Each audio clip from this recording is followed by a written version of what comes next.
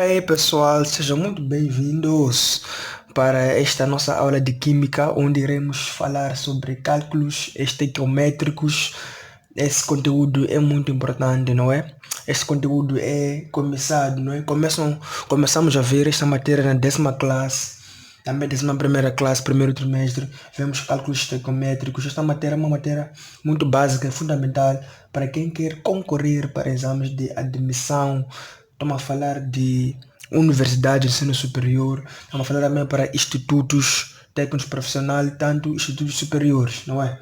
Então, nós aqui vamos primeiro falar sobre alguns tópicos ou algumas grandezas fundamentais para nós conseguirmos introduzir cálculos estequiométricos. Ok, então, o primeiro tópico não é necessário nós sabermos aqui para conseguirmos resolver exercícios ou entender sobre este assunto de cálculos estequiométricos. Nós vamos de falar de massa relativa, massa molecular relativa, mole, massa molar e volume molar.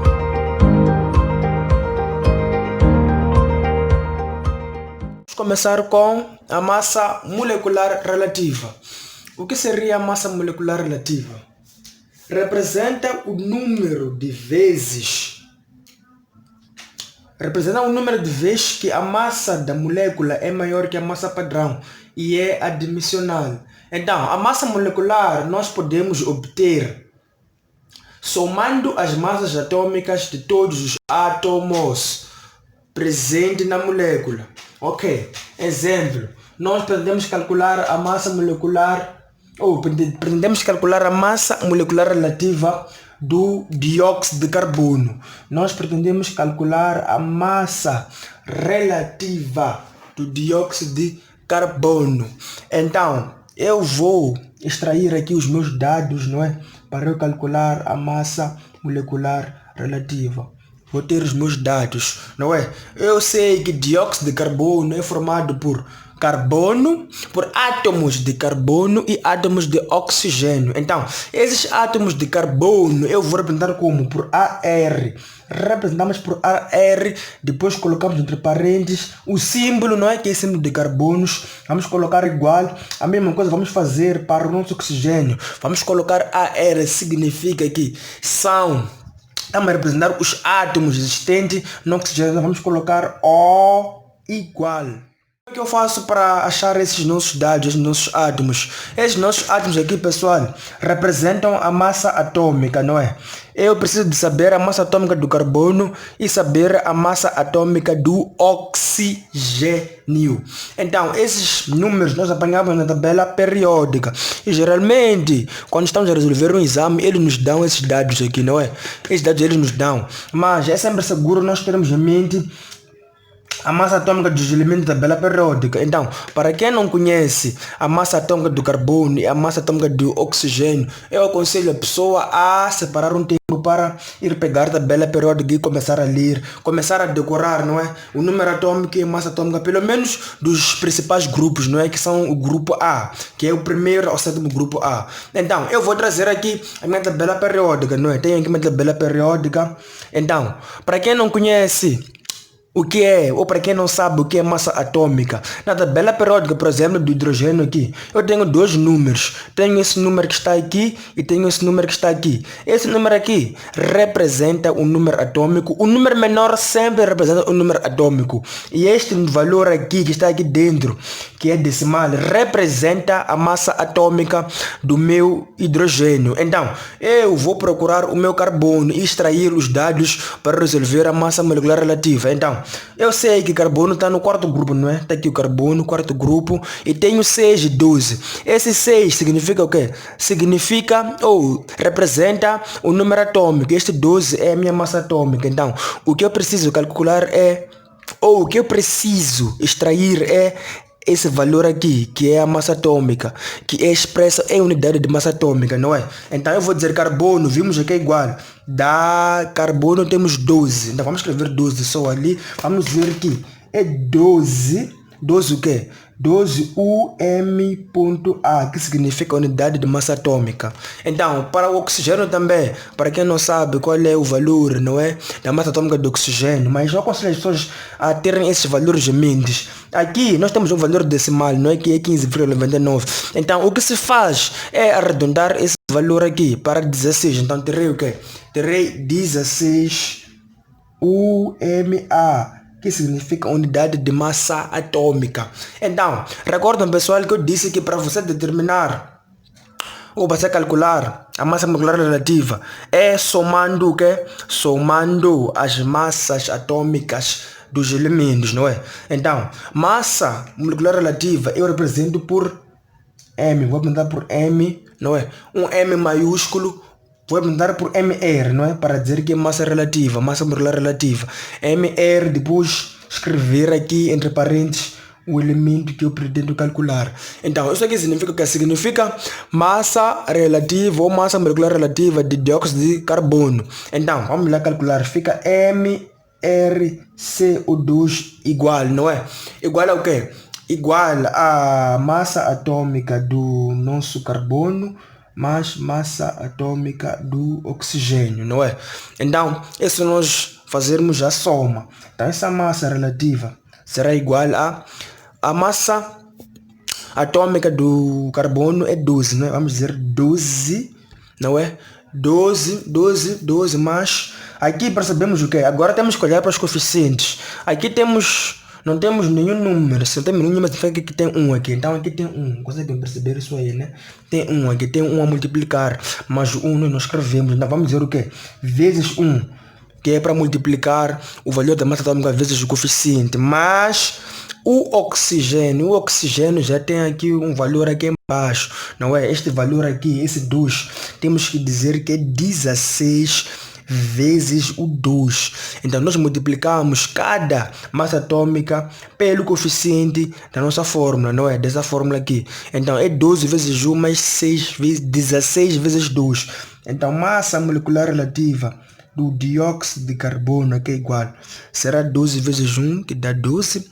12 mais 16 vezes 2. 16 vezes 2 aqui é igual. 16 vezes 2 aqui é igual. Nós sabemos que 16 vezes 2 dá 32, não é? Então fica 12 mais 32. Então massa molecular relativa do dióxido de carbono é igual. 12 mais 32 dá 44. Então é 44 unidade de massa atômica, não é? Então já calculamos a massa molecular relativa desse nosso composto, não é? Desse nosso elemento, essa nossa substância que é dióxido de carbono. Mole. O que é mole, não é? Mole é a unidade da quantidade de matéria definida no sistema internacional. Então, o mole, geralmente, quando queremos calcular o mole de uma partícula, temos a seguinte, não é? A seguinte relação. Um mole, não é? Um mole de partículas, não é? Um mole de partículas contém o quê? Contém 6,02, não é? Vezes 10 elevado a 23 partículas. Então, um mole, não é? Um mole corresponde a 6,02 vezes 10 elevado a 3 partículas, não é? Isto aqui no sistema internacional, não é? Este número denomina-se número de Avogadro. Este número aqui determina-se o tal número de Avogadro. É Avogadro, não é? Então, é essa a relação de um mole. Sempre que pretendemos calcular, não é, o número de partículas que ocupa uma determinada substância, podemos usar essa relação. Um mole de átomos, por exemplo, pode ser de hidrogênio, sempre tem que corresponder a 6,02 vezes 10 elevado a 3 partículas. Então, isto é muito simples mesmo. Ok, nós temos aqui um exemplo para nós percebermos melhor acerca de mole. Então, calcula o número de partículas existente em 2 moles de cálcio, não é? Então, como é que vamos proceder quando deparamos com exercícios como este aqui? Então, essa nós vemos aqui essa nossa relação aqui. Vamos dizer que um mole de cálcio, não é? de cálcio. Cálcio representamos por Ca, não é? 1 mol de cálcio corresponde a 6,02 vezes 10 elevado a 23 partículas, não é? Então, 1 mol de cálcio, eu sei que sempre tem que corresponder a 6,02 vezes 10 elevado a 23 partículas. Então, vamos dizer, 2 mol de cálcio, não é? Está para X. Que vamos calcular quantas partículas 2 mol de cálcio contém. Então, vamos fazer o quê? Produto dos meios para o produto dos extremos. Então, como é que fica? Fica X, não é? Fica 1 mol, não é? 1 mol vezes X igual a 2 mol, as 2 mol vezes o quê? 6,02 vezes 10 elevado a 23 partículas, não é? Então fica X igual a 2 mol vezes, aqui posso chamar de P, só para dizer que é partículas, para escrever partículas, pode dizer que P, 6,02 vezes elevado a 3 partículas, vezes 6,2 vezes 10 elevado a 23, dividido por 1 mol, não é? Então esse mol, simplificamos com este mol, então ficamos com uma conta simples, fazemos 2 vezes 0, vezes 2 vezes 6,02, então x aqui é igual, 2 vezes 2 dá 4, não é? Fica 4, 2 vezes 0 dá 0, 2 vezes 6 quanto é que dá? Temos 12, não fica 12,0 vezes 10 elevado a 23 partículas, não são partículas, são partículas. Então temos aí o resultado do nosso exercício. Então 2 mol de cálcio contém 12,04 vezes 10 elevado a 23 partículas. Agora iremos falar sobre massa molar. Massa molar representamos por um M maiúsculo. Então, para saber massa molar, é só nós conhecermos aquilo que vimos lá, né? Antes, a nossa primeira grandeza, que foi massa, massa molecular relativa. Por quê? Porque massa molar de um elemento é nada mais nada menos que a massa de 1 mol de átomos desse elemento. Ok, o que é que eu quero dizer com isso? Exemplo, a massa molecular, não é? Lá atrás de carbono é 12, não é?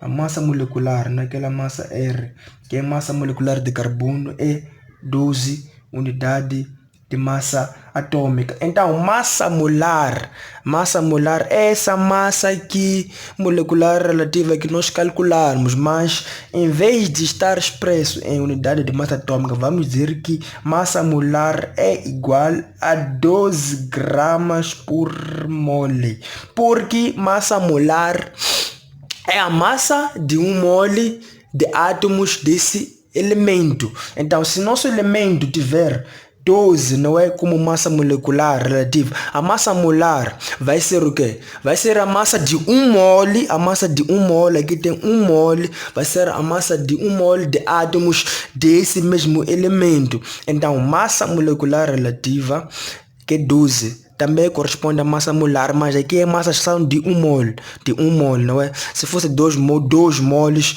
aqui iremos alterar, aqui teremos 24 gramas por mole. Então, massa molar significa isso aí, não é? E a massa molar, como já conseguimos ver, é expresso em gramas por mole. De onde vem gramas por mole? Esse gramas por mole, nós precisamos de falar sobre uma outra coisa, chamada massa, temos outra massa aqui, massa da substância. Massa da substância é aquela massa independente que o exercício nos dá. Essa massa, diferente da massa molar e a massa relativa, essa massa nós não iremos encontrar na tabela periódica. É uma massa aleatória, né? Dependendo da produção ou da reação do nosso exercício. Essa massa molar representamos por um M minúsculo para diferenciar. E essa massa é expressa no sistema internacional. A sua unidade é gramas. Expresso em gramas, só o G, então expresso em gramas. Então, essas duas massas aqui têm uma relação, massa molar e a massa da substância, com o número de moles. Então, eu vou explicar aqui a seguinte equação. Nós estamos a ver que aqui a massa molar é gramas por mol. É gramas por mol por quê? Porque a massa, não é? A massa da substância, que é M. A massa molar, não é? A massa molar, que é M maiúsculo, é igual à massa da substância dividido por número de moles, não é? Está aqui essa nossa primeira fórmula. Nós precisamos ter em mente essa nossa fórmula aqui. Então, esta é a forma da massa molar. Então, massa molar é igual à massa da substância dividido por número de moles. Por isso que a unidade no Sistema Internacional da massa molar é gramas por mol. Então, a massa molar é igual à massa da substância dividido pelo número de moles, não é? Então, aqui o que nós precisamos de fazer é muito simples, ok? Então, como é que eu vou determinar a massa da substância? Também, a partir desta equação, poderemos ter aqui uma segunda equação. Podemos dizer massa da substância é igual a massa molar vezes o número de moles. Então, temos aqui a nossa segunda fórmula. Temos que massa da substância é igual a massa molar vezes o número de mol. E por sua vez, o número de mol pode ser igual à massa da substância dividido pelo número, dividido pela massa molar, não pelo número, dividido pela massa molar. E temos aqui uma outra terceira fórmula, não é? Então essas três fórmulas nós iremos usar para resolver exercícios de cálculo estequiométrico. Então, pessoal, tenham essas formas em mente porque serão muito importantes para nós entendermos ou resolvermos exercícios que envolvem cálculos estequiométricos. Pessoal, agora vamos falar sobre a lei de Avogadro, não é? Nessa lei de Avogadro iremos introduzir uma nova grandeza para o nosso cálculo estequiométrico, que iremos falar aqui de volume molar. Esta lei relaciona volume molar. Volume molar representamos por Vm, não é? Vm. Então, diz o que é esta lei de Avogadro. Ok, perceba. Volumes iguais de gases diferentes, medidos nas mesmas condições de temperatura e pressão, contêm o mesmo número de partículas. Então, ok. Volume molar o que é? Esse volume molar é o volume ocupado por um mol de qualquer gás. Esse volume molar é o volume ocupado por um mole de qualquer gás, não é? De qualquer gás ou mistura gasosa, não é? De qualquer gás ou mistura gasosa nas CNTP, nas condições normais de temperatura e pressão das CNTP, nas CNTP. Condições normais de temperatura e pressão, não é? Uma mole de um gás sempre vai ocupar, presta atenção agora que é a parte fundamental, um volume de 22,4 litros, que esse valor vai representar o volume molar. Então, pessoal, estamos a dizer o que? Um mole de qualquer gás ou mistura gasosa nas condições normais de temperatura e pressão ocupa um volume exato de 22,4 litros, que é o nosso volume molar, é um valor fixo. Esse volume não muda, é sempre de 22,4 litros. Isso nas CNTP, não é? Nas condições normais de temperatura e pressão. O volume molar sempre é 22,4 litros de qualquer gás que ocupar, que tiver um mol, não é? Então, nós agora iremos resolver um exercício para percebermos melhor sobre essa lei e sobre isso de volume. Antes de irmos para o exercício, pessoal, ou o nosso exemplo, permita-me aqui dar-vos uma fórmula muito importante para o volume molar, não é? Para o volume. Volume molar é igual ao volume da substância dividido pelo número de moles. Temos esta nossa fórmula aqui. Volume molar é igual ao volume da substância dividido por número de moles. Então, nós sabemos também que o volume molar é fixo. Então, será muito difícil nós calcularmos o volume molar. Geralmente vão pedir para nós calcularmos o volume da substância, porque pode não ser um gás, pode ser uma substância, não é? Pode ser uma substância no estado líquido ou sólido. Então, vamos dizer que o volume da substância não é igual a volume molar vezes o número de moles. Então, a partir dessa nossa equação, podemos ter aqui uma outra equação, não é? Então, não só a partir dessa equação, também podemos ter umas outras equações. Quais? Por exemplo, suponha que te pedem para calcular volume, mas não dá o número de moles, te dá massa molar e massa da substância. É só fazer o quê? Sabe-se o quê? Sabe-se que N é igual a massa da substância dividido pela massa molar. Pode substituir aqui esse N por esse valor aqui. Então, volume da substância pode ser igual a volume molar vezes massa da substância dividido pelo quê? Pela massa molar. Então, a partir de esta fórmula podemos obter esta outra fórmula. Então aqui, pessoal, é saber deduzir as fórmulas, não é? Saber sair de uma fórmula para aqui e para aqui. Então estas fórmulas aqui poderão ser úteis para nós calcularmos, não é? Volume da substância, exercícios que nos apresentam a lei de Avogadro. Exercício, olha, nesse nosso exemplo, eles dizem que, ou pedem para nós calcularmos o que? A massa, não é? A massa e o volume. E o volume na CNTP ocupado por 2 moles de oxigênio. Então, primeiro vou calcular a minha massa. Não é? Primeiro vou calcular massa. Aqui no item 1 e temos aqui item 2. Então, massa, eu vou recordar, pessoal, que massa é igual ao quê? Massa tem que ser massa molar vezes o quê? Vezes o número de mole, não é? Então, pessoal, recordem-se que para nós calcularmos a massa molar, temos que calcular a massa molecular relativa. Então, vamos calcular a massa molecular relativa de O2, que é oxigênio. Vamos dizer o quê? Vamos dizer que massa molar é igual a massa relativa de O2.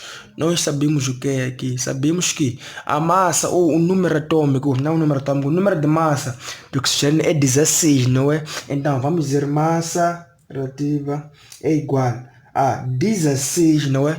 Mas temos o 2 aqui, temos que multiplicar por 2. Então, massa molecular relativa, que é igual a massa molar, é igual a 16 vezes 2, não é? Temos 16 ali vezes 2, que dá 32 gramas por mole, que é a nossa massa molar. Então, vamos substituir ali na fórmula. E o número de moles, já sabemos aqui que é 2 mol. Então, vamos dizer, massa da substância é igual a 32 gramas dividido por mol vezes 2 mol.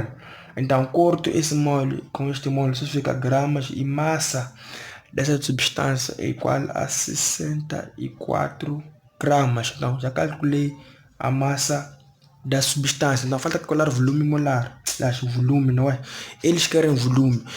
Recorda-se da lei de Avogadro, não é? Que diz que um mole, isso aqui é um gás, então, um mole de qualquer gás, não é?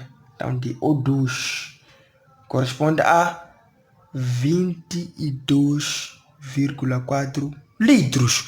Então, vou perguntar aqui, ou vou colocar nessa minha relação, 2 mol de O2 corresponde a quantos litros para eu determinar o volume dessa minha substância, não é? Então, quero saber 2 mols desse gás ocupam quantos litros, não é? Que é o volume, né? Quanto dividido dos meios, dividido dos extremos. Então fica X igual a 2 mol vezes 22,4 litros dividido por esse 1 mol, não é? 1 mol. Então desaparece, corta esse mol com esse mol.